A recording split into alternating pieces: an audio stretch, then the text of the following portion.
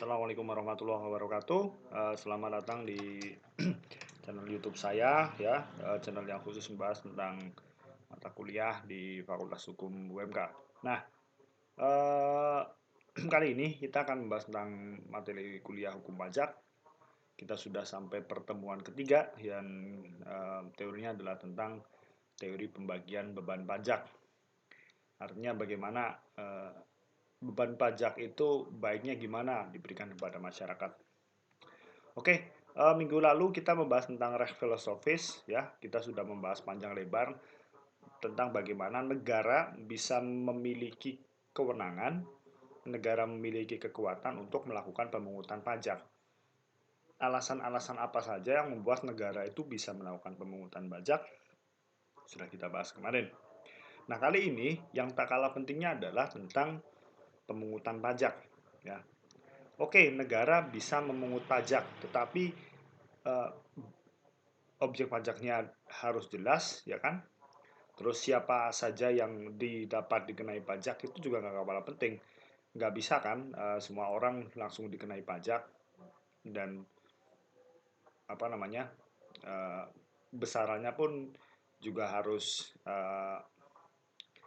apa bisa berbeda bisa sama ya tergantung kebutuhan dan tergantung peraturan perundang-undangan. Nah makanya itu nggak kalah penting tentang pemungutan pajak. Oke, negara memiliki kewenangan untuk memungut pajak. Istilahnya hukum materialnya ya, materialnya sudah kita pahami bahwa negara punya kewenangan untuk memungut pajak. Tapi yang nggak kalah penting adalah formilnya juga, cara menarik pajaknya, siapa saja yang dapat dikenakan pajak, terus apa syarat-syarat orang itu bisa dikenai pajak dan besarannya seperti apa. Itu juga gak kalah rumit sebenarnya.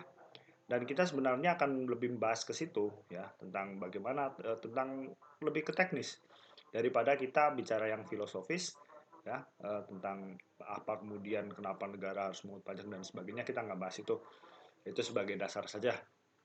Nah tapi beberapa pertemuan ke depan sampai UAS kita akan bahas bagaimana pajak, siapa yang dapat dikenakan pajak, apa saja yang syarat-syarat orang bisa dikenakan pajak, bagaimana cara melapor tentang pajak, bagaimana cara menghitung pajak dan sebagainya ya. Semua lebih ke teknis dan materinya sebenarnya sangat banyak di kalangan teknis tersebut. Nah, salah satu nilai yang kemudian diutamakan dalam pemungutan pajak adalah nilai-nilai keadilan. Ya, kenapa nilai-nilai keadilan yang dikenakan adalah karena nilai keadilan itu bisa memberikan uh, sesuatu yang seharusnya. Jadi adil itu bukan sama rata sama rasa. Ya. Itu konsep yang salah tentang adil. Jadi adil kalau mengutip tulisannya Buya Hamka itu adalah menempatkan sesuatu pada tempatnya. Gitu. Jadi sesuatu yang harusnya ditempatkan pada tempatnya ya harus ditempatkan gitu. Jadi yang namanya kejahatan ya kejahatan, yang namanya kebaikan ya kebaikan gitu. Orang yang salah itu harus dihukum. Nah, itu prinsip keadilan. Orang yang benar tidak boleh dihukum. Nah, itu. Itu prinsip-prinsip keadilan. Nah, jadi misalnya orang di pengadilan tidak terbukti melakukan pelanggaran, ya, tidak terbukti melakukan kejahatan yang nggak boleh dihukum, ya, karena dia tidak melakukan kejahatan. Nah, sebaliknya, orang yang melakukan kejahatan ya harus dihukum gitu. Nah, itu namanya nilai-nilai keadilan. Nah, kenapa pajak harus memberikan adalah nilai-nilai yang adil? Karena eh, ya kalau misalnya ada perbedaan itu akan menimbulkan apa namanya ketidakadilan itu. Makanya pajak harus adil. Nah, terus bagaimana konsep-konsep keadilan kita nggak bahas, tapi kita secara definitif tahu arti adil, ya. Tapi harus apa namanya bisa dikenakan ya dalam hal ini. Nanti teorinya hanya dua aja sih, tapi bagi saya bisa apa cukup melengkapi ya. Nah, tentang pembagian beban pajak kepada subjek pajak ya, bagi wajib pajak maksudnya, yaitu ada dua teori ya. Yang pertama tentang teori daya pikul atau ability to pay. Kemudian ada prinsip kemanfaatan atau kenikmatan atau benefit principle. Nah, Apa kemudian teori daya pikul tersebut? Nah, teori daya pikul ya, ini adalah teori yang bisa diterapkan kepada masyarakat ya, jadi nggak harus. Jadi teori daya pikul itu adalah teori yang menyatakan bahwa seorang wajib membayar pajak besarannya adalah sesuai kemampuannya, ya ini ability to pay, sesuai kemampuannya setelah itu dikurangi kebutuhan sehari-hari atau kebutuhan rumah tangganya. Jadi setelah itu dikurangi, baru itu dibuat untuk membayar pajak. Ya, itu tentang teori daya pikul. Jadi kira-kira seperti ini. Ya, jadi setiap orang bayar pajak sesuai dengan daya pikul masing-masing. Ya, kekuatan seorang untuk memikul satu beban atas apa yang tersisa setelah seluruh penghasilannya dikurangi. Nah, ini penting ya. Dikurangi dengan pengeluaran yang mutlak untuk kehidupan primer diri sendiri atau keluarga. Jadi pajaknya itu sisa. Nah, jadi kayak gini kalau kemudian apa namanya?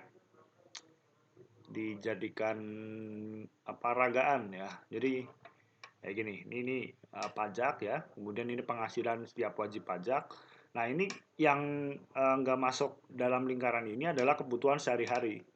Jadi orang itu uh, dimungkinkan untuk memenuhi kebutuhannya terlebih dahulu sebelum membayar pajak. Ya, orang harus mampu memberikan kebutuhan sehari-hari, memenuhi kebutuhan sehari-hari terlebih dahulu, baru mereka membayar pajak. Nah, ini penghasilan mereka nanti dipotong pajak. Nah, salah satu yang menggunakan teori daya pikul ini adalah tentang pajak penghasilan.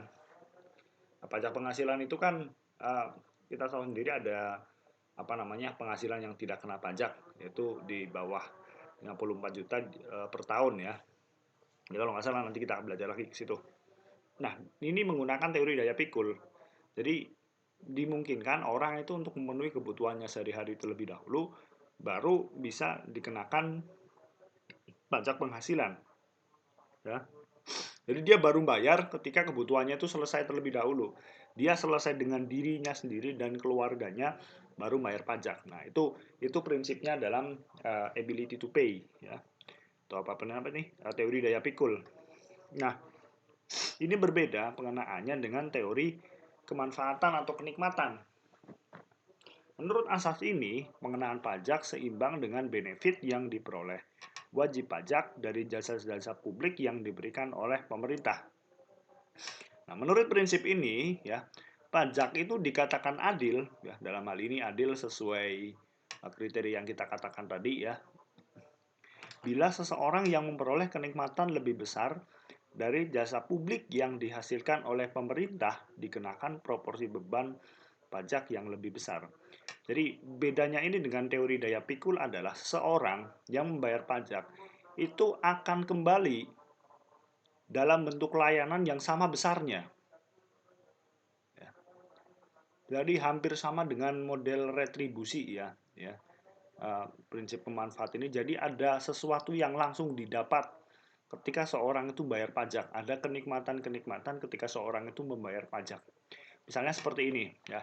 Ini misalnya saja. Saya nggak tahu aturannya seperti apa, belum saya tinjau secara lebih jauh. Misalnya ada satu perusahaan ya dengan penghasilan per tahun kotornya itu katakanlah 100 miliar ya. Terus sama pemerintah dikasih pajaknya misalnya 5%, ya misalnya 5% dari penghasilan kotor tersebut, kan berarti kan ada 5 miliar tuh. Ya misalnya dia bayar terus 5 miliar 1 tahun, ya 3 tahun berturut-turut dia bayar gitu, terus kemudian tahun keempat pemerintah memberikan relaksasi ya, atau misalnya pada tahun keempat kalau udah hartanya segitu bebas pajak gitu. Nah, misalnya seperti itu. Ya, jadi seseorang bayar pajak gede ya dapatnya gede gitu. Kalau di kita mungkin gambaran gampangnya ketika Anda masuk tol. Ya. Tol itu kan lebih ke retribusi ya daripada pajak karena nggak langsung dapat sih. Ya. Nggak tahu ya nanti ya kita kita bahas di pertemuan-pertemuan selanjutnya ya. Sebenarnya jalan tol itu termasuk pajak atau enggak? Kalau pembangunannya di biaya dari pajak kita benar. Ya. Tetapi apakah kemudian untuk retribusi tol, pembayaran tol itu termasuk bagian pajak. Itu pajak atau retribusi. Nah, kita akan bahas di pertemuan selanjutnya. Tetapi bisa kita jadikan contoh bagaimana kemudian prinsip kemanfaatan atau kenikmatan ini berjalan. Anda misalnya lewat jalan tol, itu kan, Anda kan bayar tuh di gerbang tolnya kan bayar. Setelahnya kan Anda bisa menikmati jalanan yang bebas macet, bisa ngebut semaksimal mungkin ya, yang penting rata-rata aja lah, dan nggak ada lampu merah gitu. Jadi Anda bisa bebas langsung kemanapun secara cepat gitu. Tapi Anda bayar. Jadi uh, biaya yang Anda kenakan ya untuk Anda berikan kepada negara, negara langsung memberikan hal itu gitu. Langsung. Nah, ya itu beberapa contoh ya tentang model-model pembagian beban pajak ya. Jadi ini sebenarnya masih case-nya cukup cukup banyak ya. Kita bisa bahas di pertemuan selanjutnya. Oke, kemudian kita ke asas pengenaan pajak. Asas pengenaan pajak di sini dimaksudkan adalah mencari jawaban atas permasalahan siapa pemerintah negara mana yang berwenang memungut pajak dalam satu tertentu. Nah, dalam hal ini akan bersentuhan dengan jurisdiksi suatu negara yang berhadapan dengan jurisdiksi negara lain. Jadi, dalam asas pengenaan pajak itu yang menjadi titik persoalan adalah domain negara mana ya, atau domain pemungut pajak siapa yang melakukan pemungutan pajak ya. Ya, asas ini mungkin ada tiga dan mungkin digunakan di semua negara yang menggunakan pajak ya. Karena bagi saya ya, mau negaranya bentuk liberal, mau bentuk komunis, mau bentuk fasis, mau bentuk negara kayak apa, semuanya bagi saya mengenakan pajak. Ya, semuanya mengenakan pajak. Karena ada belanja negara yang harus dipenuhi, ya. Sekalipun komunis yang ya komunis iya ya, nah, tentu saja pajaknya gede juga ya karena dia harus memenuhi kebutuhan masyarakatnya. Negara liberal aja deh, negara liberal di mana negara hanya dianggap sebagai Nachwarterstaat atau negara penjaga malam saja, tetap membutuhkan pajak yang gede. Ya, di Amerika itu, pajak itu jadi salah satu persoalan yang menarik gitu kan. Sebagaimana orang-orang kaya sangat males banget bayar pajak ya, karena mereka nganggap saya bayar pajak kalau untuk biaya orang miskin gitu. Nah, mereka mikirnya gitu agak individualis yang memang kayak itu sih. Tapi hal itu menjadi persoalan juga di sana. Ya. Ada juga dulu Amerika sempat rame ketika Amerika terlibat dalam perang Vietnam. Ya kan Amerika selain narik pajak buat beli senjata tuh, mereka juga orang-orangnya juga disuruh perang juga. Di Amerika kan ada wajib militer, orang wajib perang gitu kan. Nah, itu cukup banyak ditentang juga. Dan ini jadi salah satu policy yang cukup rame sih dalam hal ini. Nah, tentang jurisdiksi ini yang kita bahas adalah tentang pemungutan pajak ya, tentang pemungut atau how-nya who. Ya, kita bahas tentang who, siapa yang menarik pajak. Ya, ada asas-asasnya. Ada 3 macam ya. Jadi asas pemungutan pajak berdasarkan berdasarkan pemungutannya ada 3 macam ya. Yang pertama ada asas negara tempat tinggal, ya. Sering juga disebut sebagai asas domisili. Nah, asas domisili ini adalah asas yang melihat bahwa negara tempat seorang bertempat tinggal tanpa memandang kewarganegaraannya itu punya hak yang tidak terbatas untuk melakukan pengenaan pajak. Jadi misalnya ya, di asas negara tempat tinggal ini ya, ada orang Amerika tinggal di Indonesia, gitu kan. Terus pemerintah dengan serta-merta memberikan pajak penghasilan kepada dirinya. Nah, model itu namanya asas domisili. Ya. Jadi negara ya mau orangnya siapapun ya, yang pokoknya kamu berdiri di atas tanah Indonesia, kamu dikenakan pajak. Ya. Nah, itu asas negara tempat tinggal. Nah, nanti beda dengan asas negara asal. Ya. Asas negara asal yaitu bahwasanya asas ini mendasarkan pemajakan pada tempat di mana sumber itu berada. Ya. kayak ada satu perusahaan kekayaan atau tempat kegiatan di suatu negara.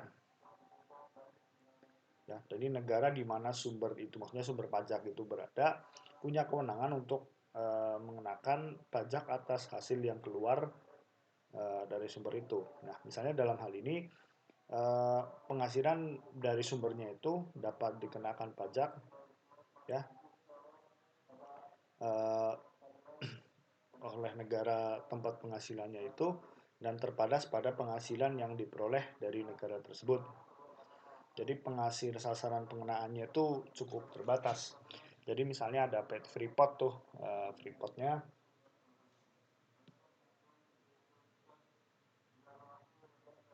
Freeport ya, Freeport Freeport kan di Indonesia nih ya. Jadi negara asal itu mendasarkan bahwa dimanapun kamu berada ya, perusahaan itu berada ya, kamu tetap saya kasih pajak gitu kan. Hanya Freeport di Indonesia kan, dia selain bayar pajak ke Indonesia juga bayar pajak ke Amerika. Amerika itu namanya negara asal. Yang terakhir adalah asas kebangsaan. Ya, ini hubungannya dengan kewarganegaraan. Ya, jadi pemajakan dilakukan oleh negara asal wajib pajak. Ya, yang dikenakan itu adalah semua orang yang punya kewarganegaraan tersebut tanpa memandang tempat tinggalnya. Misalnya tentang orang Cina ya, orang dengan ras Tionghoa itu kan punya dua kewarganegaraan, ya kan? Dia menganut asas ius sanguinis, ya, saya gak lupa tuh istilahnya apa. Jadi orang Cina dimanapun berada ya keluarga negaranya juga keluarga negaraan Cina gitu. Jadi mereka tetap bayar pajak ya. Misalnya Cina melakukan tentang asas kebangsaan ini, itu misalnya saja ya. Kita kan tahu kebijakan policy mereka tentang fiskal itu seperti apa. Oke, itu tentang asas pemungutan pajak. Kemudian asas pelaksanaan pemungutan pajak. Nah, yang pertama itu tentang asas yuridis ya. Asas yuridis ini adalah asas yang mendasarkan bahwa pajak itu harus dapat memberikan jaminan hukum uh, untuk menyatakan keadilan yang tegas baik untuk negara maupun warganya.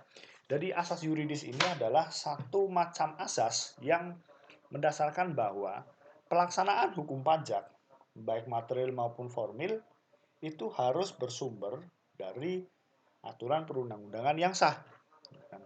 Dalam Undang-Undang Dasar kita bisa lihat di pasal 23A ya, misalnya di sini, nah ini ya, ini kita bisa baca pajak dan pungutan lain, ini Undang-Undang Dasar Pasca Perubahan, yang bersifat memaksa untuk keperluan negara diatur dengan undang-undang. Nah, Indonesia sudah mengatur tentang asas yuridis ini. Nah, nah itu asas yuridis. Jadi ada jaminan keamanan, ya, ada jaminan hukum, ya, bahwasanya pemungutan pajak harus berdasarkan peraturan perundang-undangan. Kenapa asas yuridis ini penting? Yaitu karena memberikan kepastian hukum, jaminan hukum, ya, keamanan hukum. Jadi misalnya bahwa materi yang diatur itu tidak hanya tentang cara memungut pajak, tetapi juga cara mengelola pajak. Oke, udah bener negara mengut pajak dari kamu, udah bener, adil, sudah bener, sudah adil. Yang kaya misalnya dipajak banyak ya, tergantung daya pikulnya tadi kayak tadi. Terus yang nggak punya duit misalnya nggak ditarik pajak ya, karena memang nggak punya objek pajak yang harus dikasih pajak. Nah, tetapi pengelolaannya nggak ada aturan, kan sama saja.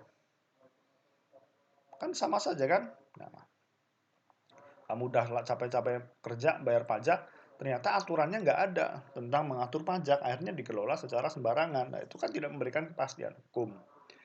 Lagi contoh, udah benar cara narik pajaknya, pengelolaannya udah benar, tetapi tidak ada delik atau ancaman yang memberikan uh, untuk orang yang melanggar, baik yang nggak bayar pajak ataupun yang salah dalam mengelola pajak.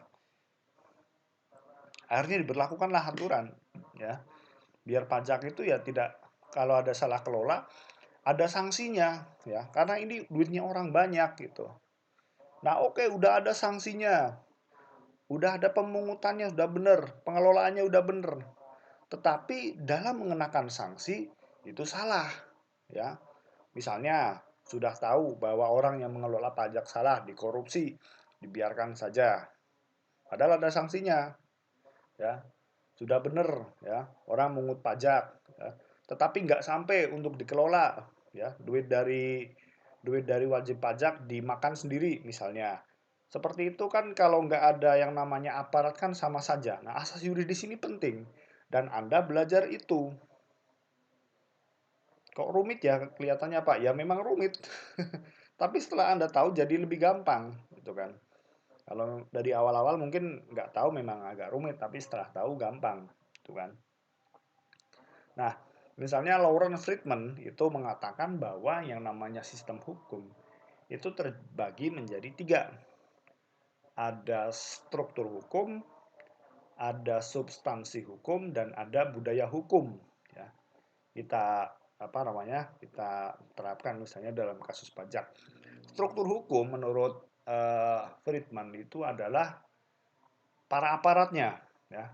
Jadi para aparat ini merupakan orang yang bisa menentukan berhasil atau tidaknya hukum itu berjalan, ya. Aparatnya oke, tapi kalau aturannya nggak oke sama saja. Orang aparat hukum itu bekerja atas aturan peraturan perundangan yang ada. Makanya harus ada substansi hukum, ya, atau peraturan perundang-undangannya. Nah, ini dua hal ini harus berjalan, substansinya hukumnya oke, struktur hukumnya atau aparat penegakan hukumnya juga oke. Nah, Friedman menambahi satu unsur lagi yaitu budaya hukum atau kultur hukum.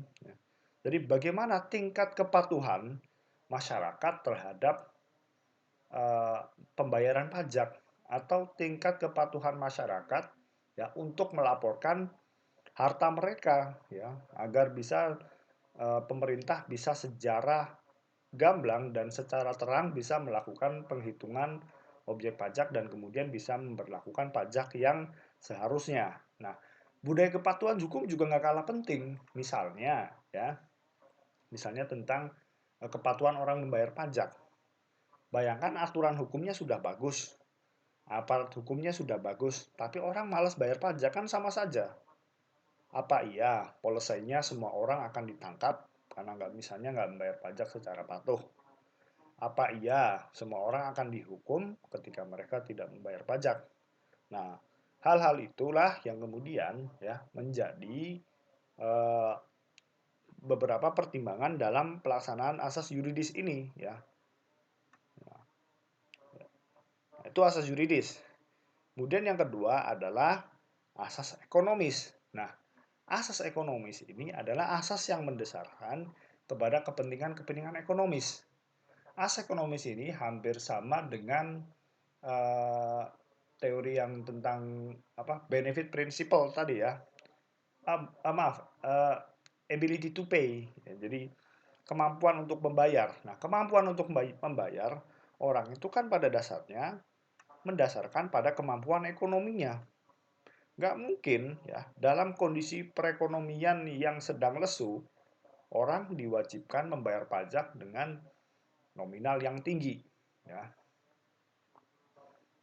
Atau sangat tidak mungkin misalnya orang sedang dalam kerugian yang besar ya itu diharuskan membayar pajak yang tinggi. Nah, ya karena hal itu ya eh, pajak juga harus melihat fungsi-fungsi secara ekonomis, ya kan?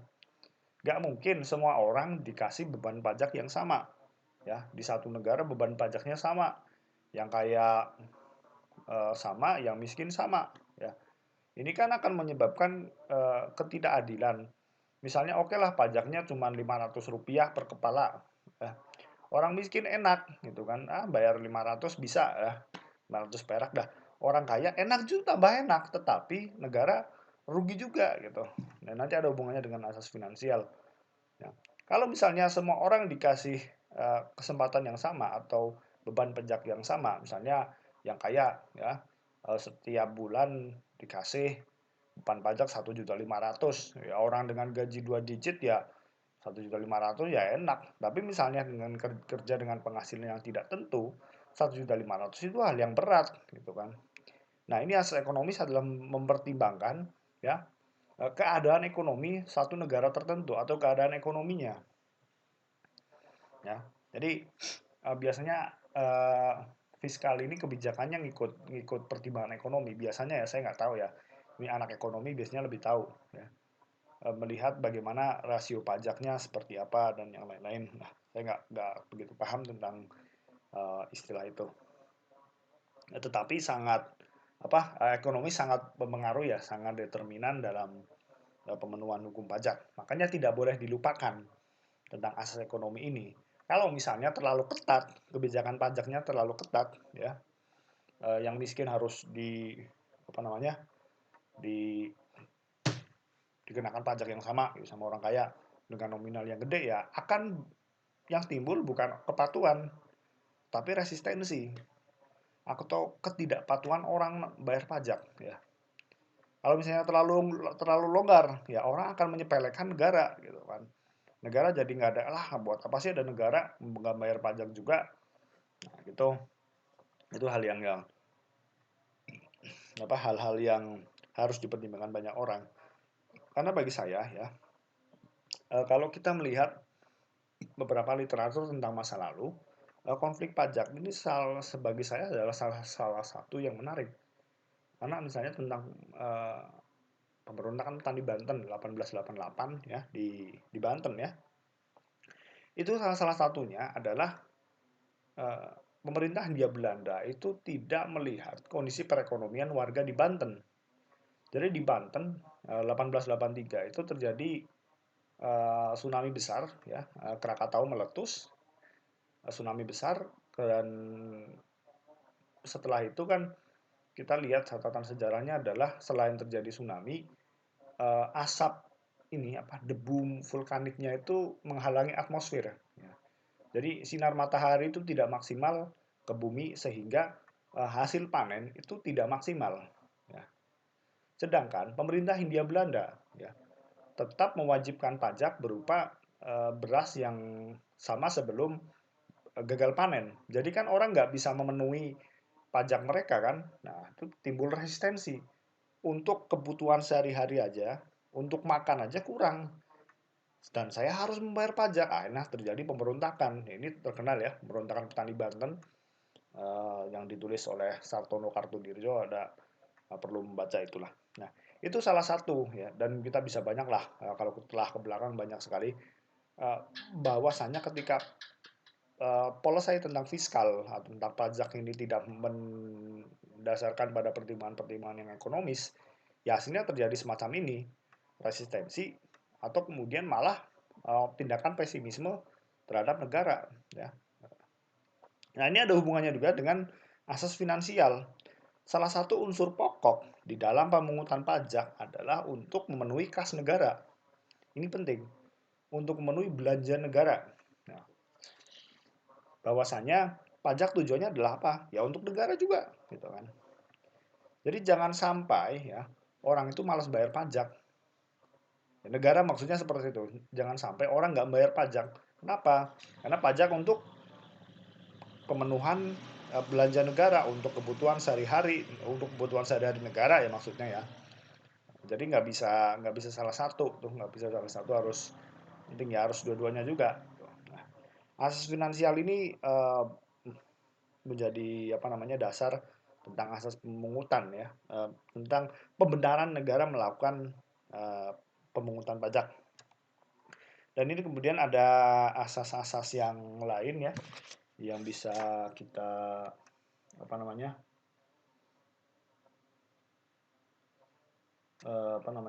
bisa pelajari. Ini asas legal dan kepastian hukum kira-kira samalah dengan asas yuridis yang sudah saya jelaskan tadi, bahwasanya aturan tentang pajak atau semua tindakan tentang pemungutan pajak, pengelolaan pajak, sampai kemudian diberikan dalam satu policy, ya, dihasilkan dalam satu kebijakan, harus berdasarkan peraturan perundang-undangan. Ya. Harus harus memberikan semacam kepastian hukum. Karena sekali lagi, kalau suatu negara tidak bisa menjamin kepastian hukum itu berjalan, ya ada efek domino yang akan terjadi, ya. Seperti yang saya katakan sebelumnya, para investor ya, para investor kenapa kemudian agak ragu di Indonesia misalnya karena memang kepastian hukum di Indonesia itu agak susah, nggak jelas, nggak pasti ya. Harusnya saya dengan modal segini saya bisa mendapatkan keuntungan yang segini gitu kan. Orang investor kan mikir yang pasti.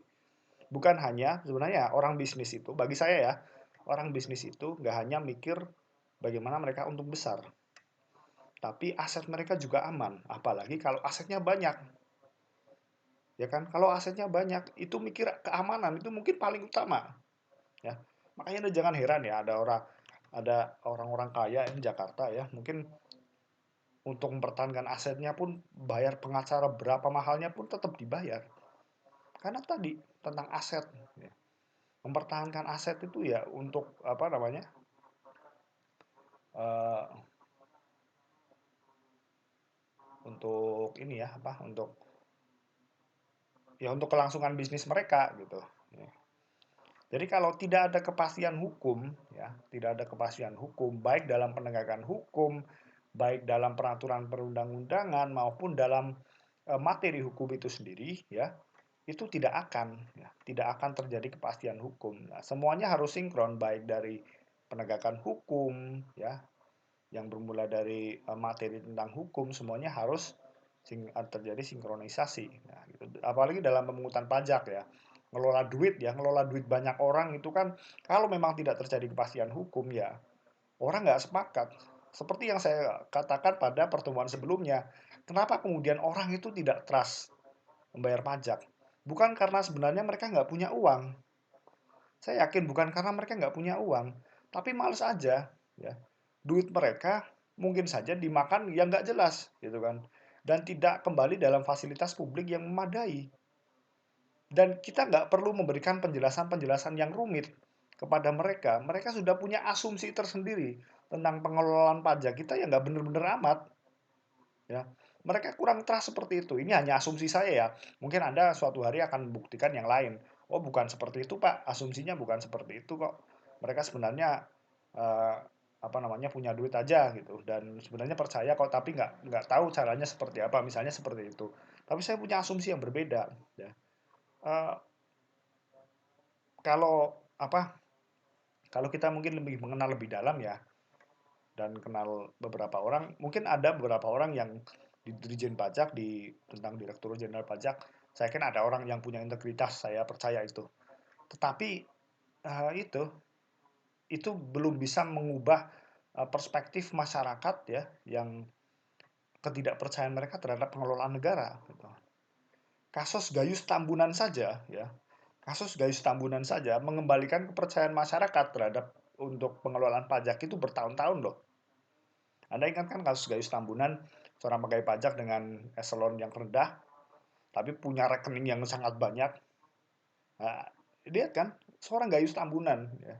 Seorang yang mungkin nggak bisa mengakses kekayaan secara langsung, ya karena dia eselon berapa, tapi punya duit yang sangat banyak. Dan Anda tahu kan beritanya, ketika dia dari Sukamiskin bisa nonton tenis di Bali, ketika statusnya adalah sudah divonis. Itu kan orang nggak percaya lagi kan, orang nggak percaya. Ya Allah, bayar pajak cuman buat seneng-seneng mereka gitu. Ya, bagi saya sih tetap ada orang yang membayar pajak sesuai dengan ketentuan-ketentuan yang ada. Ya 5 miliar berapapun tetap dibayar, tetap ada orang-orang yang integritas seperti itu. Tetapi mungkin bagi banyak orang cukup nggak percaya juga gitu ya. Ini saya bukan menimbulkan pesimisme ya, tapi memang perspektif kita yang tumbuh adalah seperti itu. Kita bicara realitas. Nah, mungkin kalau kasus korupsi hilang di Indonesia ya, eh, susah ya apa kasus korupsi hilang di Indonesia mungkin trust orang untuk membayar pajak bisa lah. Tapi itu kan bukan hal yang mudah. Ya, mari kita berdoa lah kalau lulusan Fakultas Hukum UMK misalnya yang menempati pos-pos yang strategis dalam penegakan hukum, saya pikir bisa ya. Dan saya juga percaya kalau kalian misalnya punya integritas untuk saat ini ya. Untuk saat ini ya, saya nggak jamin untuk besok ya nggak tergoda juga. Termasuk mungkin juga saya ya. Ya, untuk saat ini kan nggak punya duit kan ngomongnya enak, wah saya integritas, saya punya kepercayaan tinggi. Nanti kalau udah ada di hadapan mata ada 100 juta gitu kan, mungkin orang bisa beda pendapat. Tapi ya itu hal lain lah. Tapi yang jelas untuk perpajakan ya kita udah paham bahwa asasnya, kita belajar asasnya, sesuatu yang seharusnya terjadi adalah punya kepastian hukum dan aturan-aturan hukum. Kemudian ada asas efisien. Asas efisien itu adalah asas di mana pajak yang dipungut dari masyarakat bisa membiayai kegiatan-kegiatan administrasi pemerintahan. Jadi yang dimaksud efisien itu adalah bahwa cara pemungutan pajak itu tidak lebih biaya pemungutan pajak itu tidak lebih besar dari pajak yang diambil ya. Jadi nggak boleh kegiatan melakukan pemungutan pajak itu kan pasti ada anggarannya ya. Anggarannya lebih besar daripada pajak yang diterima. Nah, itu nggak boleh. Itu inefisiensi ya. Tidak efisien ya karena malah memberikan pemborosan. Kemudian ada asas non distorsi. Asas distorsi adalah pajak tidak menimbulkan distorsi di masyarakat ya. Misalnya terutama distorsi ekonomi, misalnya menimbulkan kelesuan ekonomi yang saya katakan tadi ya. Orang-orang kecil nggak punya duit ditarikin pajak ya, 100 juta per tahun ya, itu mati aja tuh. Itu ngajak perang namanya ya. Orang nggak punya apa-apa ditarik pajak segede gitu. Nah itu tidak boleh ada distorsi ya. Distorsi itu sesuatu yang menyimpang. Jadi tidak boleh ada sesuatu yang menyimpang, terutama dalam kehidupan sehari-hari. Kemudian ada asas kesederhanaan, maksudnya di sini adalah aturan-aturan pajak harus dibuat secara sederhana sehingga bisa dimengerti oleh fiskas. Fiskas dalam hal ini adalah pemungut pajak maupun wajib pajak dan semua pihak yang terkait dalam hubungan pajak. Jadi nggak boleh pajak itu dibuat rumit meskipun ya kita sekarang lihat pajak itu rumit karena belum tahu aja. Kalau udah tahu ya enak gitu kan. Ya, saya awalnya kayak ngisi SPT ini apaan nih? Pertama kali seumur hidup ngisi SPT apaan? Tapi setelah tahu ya, oh ternyata gini, ternyata gini, ternyata gini. Oh enak juga ya setelah tahu. Ya enak gak enak itu sebenarnya Anda hanya berasal dari Anda tahu atau nggak tahu aja gitu. Apalagi sekarang kan ada udah SPT bisa ngisi online lah. Saya pikir sekarang kita bisa dimudahkan dalam banyak hal lah, nggak susah-susah amat. Jadi sebenarnya akan aneh misalnya orang fakultas hukum gitu ya, eh, nggak nggak bayar pajak karena nggak tahu alasannya gitu itu sesuatu yang memalukan. Ya mungkin kapan-kapan kita untuk apa? Untuk hukum pajak ya. Nah, saya sih pengennya tugasnya cuma satu yaitu buat NPWP bagi kalian. Nah, tapi kan ya sedang dalam masa pandemi dan kita memang nggak bisa langsung kantor pajak. Ya biar kalian tahu ya ada prakteknya gitu. Jadi saya tuh orang yang suka apapun itu harus ada prakteknya. Ya, tapi lain kali aja deh. Dan kemudian terakhir adalah asas adil ya. Asas adil sudah kita bahas tadi ya. Bahwa adil itu tentang alokasi orang yang membayar pajak itu harus baik berdasarkan kemampuannya maupun berdasarkan apa yang dia bayar dia dapat gitu ya atau asas ability to pay atau prinsip benefit tadi atau benefit principle ya. Oke, itu materi kali ini dari saya ya. Kurang lebihnya mohon maaf. Wassalamualaikum warahmatullahi wabarakatuh.